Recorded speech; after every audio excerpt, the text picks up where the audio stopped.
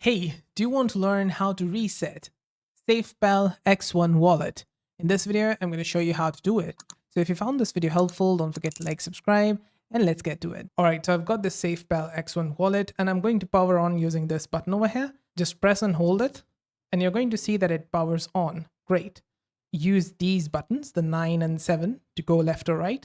So here I'm going to press on the 9 button to go to settings, and then press on OK over here to go inside it. Now I need to go down, so I'm going to press on the 0 button here, keep going down, and you're going to find reset wallet here. Just press on OK here, and it's going to say, please back up your mnemonic phrase. You can do that if you want. I'm going to press on OK and then confirm the reset, the wallet, and delete all data. You can press on OK again, and there you go. Now it's resetting your device. Private key is wiped and the wallet is reset. Great. I'm going to press on OK again. And there you go.